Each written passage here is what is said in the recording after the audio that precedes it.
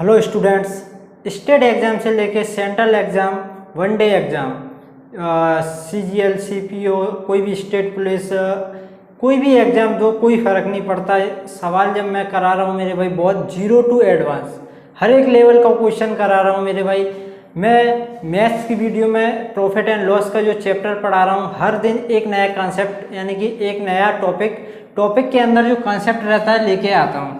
तो आज का टॉपिक हमारा ये है जो आपके सामने लिखा हुआ है और थंबनेल में भी आपने देख ही लिया होगा। तो सवाल को पढ़ के पहले मैं बताता हूँ आपको। किसी व्यक्ति ने 10 रुपये में 11 के नग के भाव से खरीदे तथा 11 रुपये में 10 नग के भाव से बेचे। लाभ या हानि प्रतिशत ज्ञात कीजिए। मेरे भाई ये एक कंसेप्ट है। इस तरीके के सवालों को किस तरीके से करना है बेस्ट वे मैं आपको बताता हूँ। एक सिंपल वे जो कि बहुत ही आसान है और कितना भी कठिन इस तरीके का सवाल आ जाए आपको कन्फ्यूजन नहीं होगी। तो देखो, सबसे पहले आपको करना क्या है मेरे भाई, एक छोटा सा क्वेश्चन पूछता हूँ सबसे पहले मैं। क्या क्वेश्चन है मेरे भाई? मैं 5 पेन खरीद के लाया 25 रुपये के। मैं 5 पेन खरीद के लाया 25 रुपये के और मेरे भाई मैंने इन 5 पेनों को बेच दिया 30 रुपये में। समझो इस बात को, मैंने क्या बोला? मैं 5 पेन क्या है मेरे भाई? मेरे भाई वस्तु है और ये मेरे भाई रुपए। यहाँ मैंने रुपए को लिखा है, यहाँ वस्तु को लिखा है। तो यहाँ देखो मैंने क्या बोला, 5 रुपये में 5 वस्तुएं यानी कि 5 पेन है मेरे भाई। सॉरी, यहाँ से सही हो जाएगा, ठीक है। 5 पेन खरीद के लाया 25 रुपये में और 5 पेन को बेच आया मेरे भाई 30 रुपये में।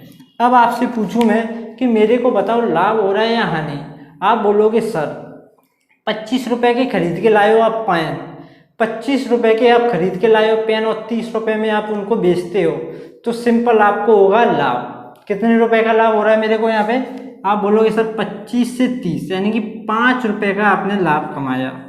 तो आपने तुरंत निकाल दिया लाभ। कैसे निकाला? आपने यहाँ पे तुरंत निकाल दिया। और लाभ प्रतिशत पूछूं तो लाभ प्रतिशत कैसे निकालते हैं मेरे भाई? लाभ यहाँ पे देखो बटे में इसका क्रय मूल्य यानी कि जितने में आपने खरीदा है और 100 से गुणा।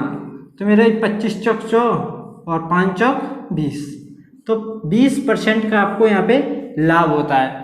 आपने बहुत अच्छी तरह कैलकुलेट यहाँ पे कर दिया। इसका रीजन क्या है मेरे भाई? इसका रीजन ये है मेरे भाई, क्योंकि हमने जितनी वस्तुएं यहाँ पे खरीदी थी उतनी ही वस्तुएं यहाँ पे बेची, यानी कि वस्तुओं की संख्या यहाँ पे कैसी थी? बराबर। वस्तुओं की संख्या कैसी थी मेरे भाई? बराबर। इस रीजन से आपने तुरंत बहुत आसानी से इजी वे में कैलकुलेट कर लिया। और यहाँ पे क्या है मेरे भाई, समझ में ही नहीं आ रहा सवाल को। तो ऐसे सवालों में आपको करने के लिए क्या चाहिए? जितने भी यहाँ पे वस्तुएं दी हैं उनको सेम कर लो। सेम का मतलब एक समान।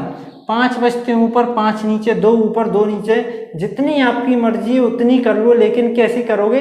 बिल्कुल एक समान। वस्तुओं को एक समान कर लो और सवाल में कोई दिक्कत नहीं आएगी। तो सबसे पहले इसको करता हूँ मैं साफ और चलते हैं अपने सवाल की तरफ। तो देखो मेरे भाई, एक तरफ यहाँ पे मैं लिखूंगा मेरे भाई वस्तुएं और एक साइड लिखूंगा मैं यहाँ पे इसके रुपए, ठीक है।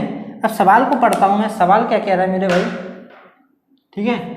किसी व्यक्ति ने 10 रुपये में, तो मेरे भाई रुपए की संख्या यहाँ पे लिखूंगा।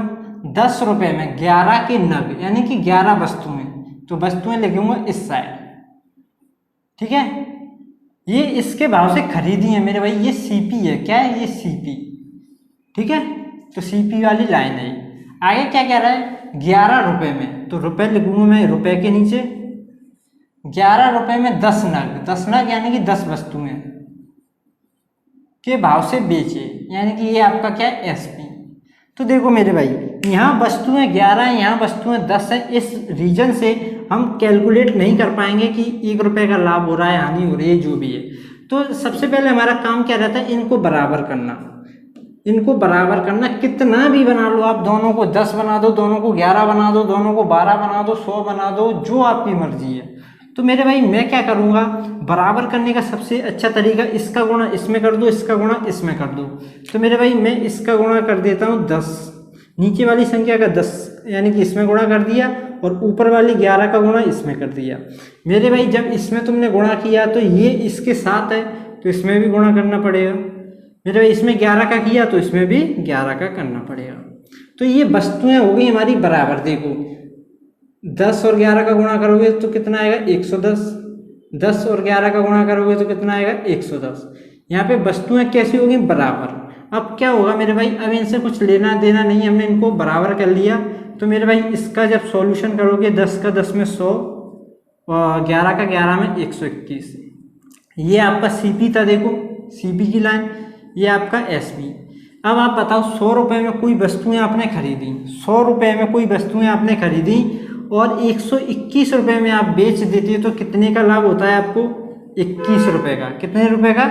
21 रुपये का लाभ होता है। 21 रुपये का आपको लाभ होता है। जब आपसे लाभ प्रतिशत पूछेंगे तो लाभ प्रतिशत कैसे निकालते हैं? लाभ बटे क्रय मूल्य। क्रय मूल्य आपका कितना है? 100 और 100 से करते हैं गुणा, तो 100 से 100 तो 21% ही आपका कितना आ जाएगा? लाभ परसेंट कितना आ जाएगा? 21%। तो मेरे भाई कितना बेहतरीन तरीका है। तरीके को थोड़ा कॉन्सेप्चुअल समझो, यानी कि प्रैक्टिकल फील करो, जब आपको बहुत अच्छी तरीके से समझ में आएगा कि सवाल कहता क्या है, हमको करना क्या है। जब तक आपको यही पता नहीं रहेगा सवाल में कि आपको करना क्या है, तो आप आगे कैसे बढ़ोगे? नहीं बढ़ पाओगे। तो सबसे पहले सवाल को 2 बार 3 बार 4 बार, जितनी बार आपको समझ में ना आए पढ़ते चलो, जब आप कर पाओगे। तो मेरे भाई एक और सवाल लेता हूँ इसी तरीके का, सेम टू सेम। तो मेरे भाई सेम टू सेम क्वेश्चन, बस संख्याओं को मैंने चेंज किया है इसलिए कि आपको एक और सवाल सेम टू सेम कराऊंगा, तो उससे क्या आपको समझने में आसानी होगी। तो सवाल क्या है मेरे भाई, किसी व्यक्ति ने 5 रुपये में 6 नग, 5 रुपये में 6 नग, 6 की नग या 6 नग ऐसे लिख लो, ठीक है, 6 नग के भाव से खरीदे। तो मेरे भाई 5 रुपये इस साइड और वस्तुएं कितनी है? 6, तो 6 इस साइड। अब क्या होता है मेरे भाई 6 रुपये, ये आपका सीपी है, ठीक है, खरीदे 6 रुपये में 5 नग, 6 रुपये में 5 नग, ये क्या है आपका एसपी, ठीक है। बेचा यानी कि एसपी। तो मेरे भाई क्या करोगे, इन वस्तुओं को बराबर करोगे। बराबर कैसे करोगे? ऊपर वाली का नीचे गुणा, नीचे वाली का ऊपर गुणा। और दूसरा तरीका आपको पता है तो उससे भी कर सकते हो, ठीक है। जैसे इसमें करूँगा मैं 5 से गुणा, इसमें करूँगा 6 से गुणा। जब इसमें 5 से किया तो इसमें भी 5 से, इसमें 6 से किया तो इसमें भी 6 से। ये वस्तुएं बराबर हो गई। अब इससे कुछ लेना देना नहीं है, जो भी करना है इससे करना है। हमारा सीपी 25 हो गया सीपी और 36 हो गया एसपी। अब आपको बताना है कि आपको प्रॉफिट कितना हो रहा है। 25 रुपये में कोई आइटम खरीद के लाते हो और मेरे भाई ये क्या लिखा है, 36 रुपये में आप उसे बेच देते हो, तो प्रॉफिट कितना हो रहा है? 25 रुपये में आप कोई वस्तु खरीद के लाए और 36 रुपये में आप बेच देते हो, तो आपको 11 रुपये का लाभ होता है। कितने? 11 रुपये का। लेकिन आपसे पूछा है लाभ है यानी परसेंट। जब भी परसेंट की बात होगी तो बटे में सीपी कितना है? 25 और आउट ऑफ 100, 25 चौक 100, 11 चौक 44। जब परसेंट की बात होती है तो 44% हमारा उत्तर आ गया इस सवाल का। अब बताओ मेरे भाई, अब किसको दिक्कत है? बहुत बेहतरीन कॉन्सेप्ट, बहुत बेहतरीन तरीके से मैंने आपको बता दिया। अब क्या होता है, अब थोड़ा सा इससे आगे बढ़ते हैं, इसी में कुछ ऐड होता है तो सवाल थोड़ा बड़ा होता है। तो अब उस सवाल को मैं समझाता हूँ। तो सबसे पहले इसको करेंगे साफ।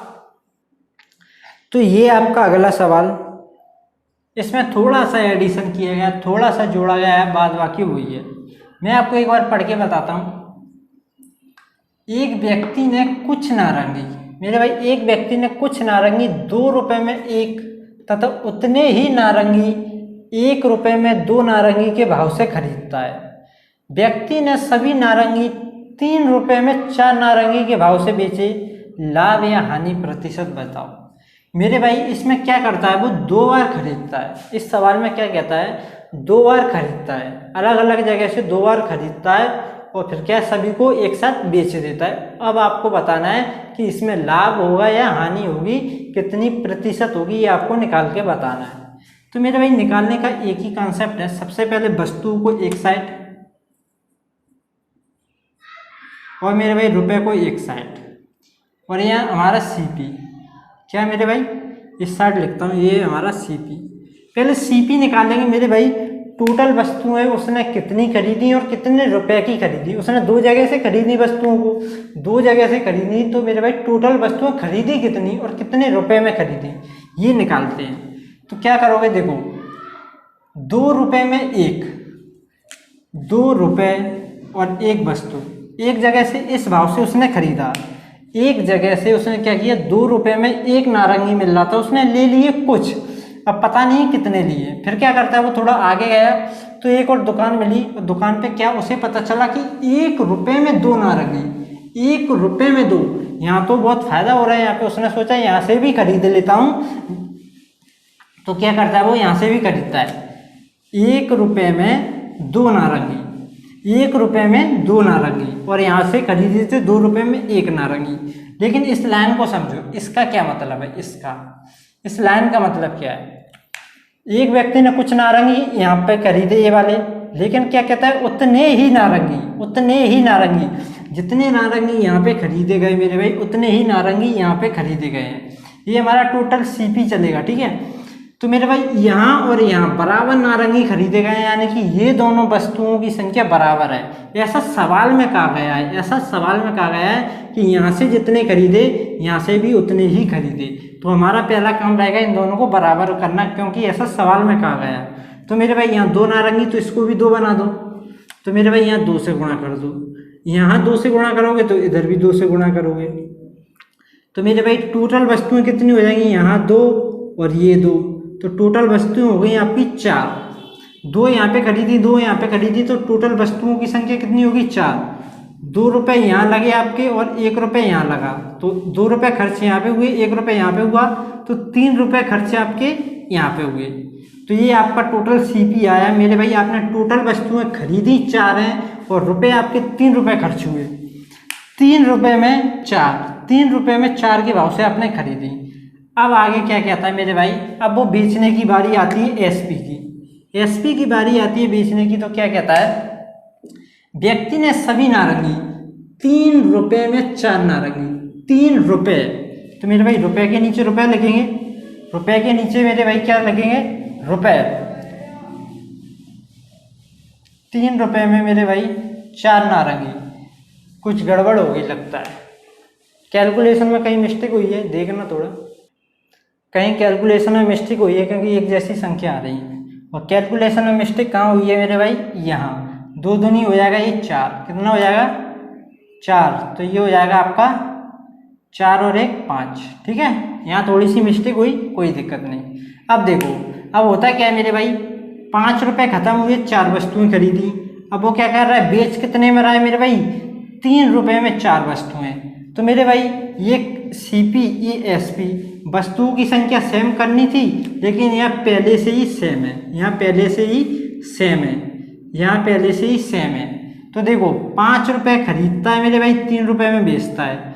4 वस्तुओं को 5 रुपये में खरीदता है, 5 रुपये में खरीदता है और 3 रुपये में बेचता है। तो आप बताओगे मेरे भाई लाभ हो रहा है या हानि, तो आप बोलोगे सर यहाँ तो गड़बड़ हो गई मेरे भाई, हानि हो गई। कितने रुपए की, 2 रुपये की। हानि किस पे होती है, सीपी पर। सीपी कितना है, 5 आउट ऑफ 100। 5 दूनी 10, 0 4, 20 दूनी 40। तो मेरे भाई 40% की यहाँ पे आपको हो गई हानि। तो मेरे भाई जब इतना बड़ा सवाल आता है तो इस तरीके से करते हैं। यहाँ पे सबसे पहले सवाल में बोला था उतने ही नारंगी, तो सबसे पहले इन 2 वस्तुओं को इक्वल करते हैं। इक्वल करने पर टोटल वस्तुएं टोटल रुपए, फिर यहाँ पे एसपी निकल के आ जाता है। यहाँ पे वस्तु को बराबर करना रहता है, अगर पहले से बराबर है तो कोई दिक्कत नहीं है, यहाँ डायरेक्ट सॉल्व करो। अगर यहाँ पे बराबर नहीं है तो इसे बराबर करो फिर सॉल्व करो, ठीक है। तो एक और सवाल लेते हैं मेरे भाई, और अच्छी तरह समझ में आएगा आपके, ठीक है। ये आपका अगला सवाल मेरे भाई सेम टू सेम सवाल। क्या करोगे, देखो बस संख्याओं को मैंने चेंज कर दिया है। एक व्यक्ति ने कुछ नारंगी 2 रुपये में एक, तो मेरे भाई 2 रुपये में एक खरीदता है। क्या करता है, खरीद रहा है।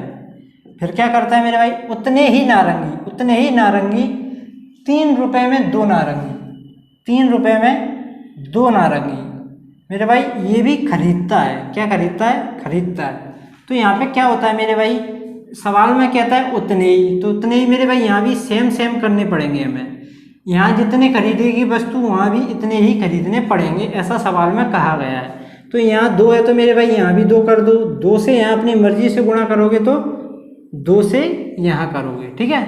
तो मेरे भाई ये हो जाएगा आपका कितना, 2 वस्तुएं यहाँ पे और 2 वस्तुएं ये, टोटल 4 वस्तुएं। 4 रुपये यहाँ पे खत्म होंगे आपके, 3 रुपये यहाँ पे खत्म होंगे, टोटल 7। ये आपका CP, ठीक है, ये वस्तु, ठीक है। जब बेचने की बात आती है तो वो क्या कहता है मेरे भाई, जब बेचने की बात आती है तो 4 रुपये में 3, 4 रुपये में 3 वस्तुएं बेचेगा, ऐसा कहता है वो, 4 रुपये में 3। तो मेरे भाई ये खरीदने की बात, ये बेचने की बात, तो खरीदने और बेचने वाली वस्तुएं बराबर होनी चाहिए, बराबर होनी चाहिए, तो हम आसानी से कर सकते हैं। तो कैसे करेंगे, ऊपर कर दो मेरे भाई 3 का गुणा, नीचे कर दो 4 का गुणा। यहाँ 3 का किया तो यहाँ भी 3 का कर दो, यहाँ 4 का किया तो यहाँ भी 4 का कर दो। यहाँ से क्या हो जाती हैं, वस्तुएं बराबर, 4 3 12 वस्तुएं, 3 चौक 12 वस्तुएं बराबर होगी, तो इनसे अब कुछ लेना देना नहीं है। अब बात आती है किसकी, इनसे। यहाँ से हम अपना लाभ और हानि निकाल लेंगे। ये हो जाएगा आपका CP 21 और 4 चौक 16। 21 रुपये में खरीद के लाते हो, 16 रुपये में बेचते हो, लाभ होता है या हानि। तो आप बोलोगे सर यहाँ तो हो गया लोचा। कैसा लोचा, 21 रुपये साला जेब से खर्च किए और 16 रुपये ही मिल पाए, तो यहाँ पे तो लॉस हो गया 5 रुपये का। और लॉस परसेंट निकालेंगे तो बटे में CP कितना है मेरे भाई, 21 आउट ऑफ 100। जब इसे सॉल्व करोगे तो ये आपका उत्तर आ जाएगा फाइनली। और जब उत्तर निकालोगे मेरे भाई तो बटे में या जो भी है, जैसा भी आ रहा है, ये आपका उत्तर है। तो मेरे भाई ये एक नया कॉन्सेप्ट, बेहतरीन कॉन्सेप्ट है, यहाँ से सवाल भरपूर पूछे जाते हैं, और ये कॉन्सेप्ट मैंने आपको अच्छी तरह समझा दिया किस तरीके से कब कैसे करना है। कोई डाउट नहीं रहना चाहिए, सिर्फ एक माइंड में बात रहनी चाहिए, वस्तुओं को हमेशा बराबर करना पड़ता है, वस्तुओं को हमेशा बराबर करना पड़ता है, और सवाल आसानी से हो जाता है। तो एक और नए कॉन्सेप्ट के साथ मिलते हैं नेक्स्ट वीडियो में, तब तक के लिए धन्यवाद।